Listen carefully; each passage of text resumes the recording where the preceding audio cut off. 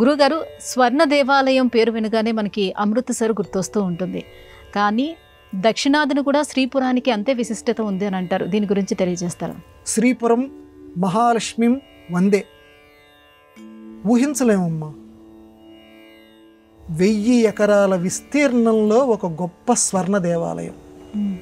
తమిళనాడుకి దగ్గరలో సుమారుగా 100 కిలోమీటర్ల పైగా ఉంది దూరం. అక్కడ చూసి తీరవలసిందే శ్రీపురం. ఆ శ్రీపుర దేవాలయం మొత్తం కొన్ని వందల టన్నుల బంగారంతో కట్టేశారు. ఇంక వేరే ఏ లోహము లేదు. ఎందుకంటే ఆ నారాయణ అని పేరు కలిగినటువంటి ఆయన అటు వెళుతూ ఉంటే ఒక కాంతి రేఖ ఆయనకి మెరిసిందట.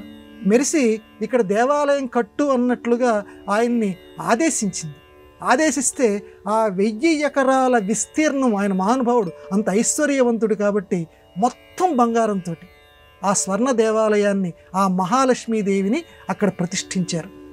ఆ శ్రీపురం అంటే అమ్మవారి యొక్క పురం.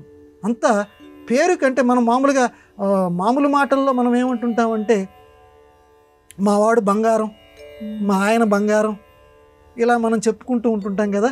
ఇది మామూలుగా అంటే బంగారం లాంటి ఉత్తమ గుణాలు కలిగిన వాడు అని అక్కడ మామూలు మన మాటల్లో అర్థం. కానీ అక్కడ అలా కాదు.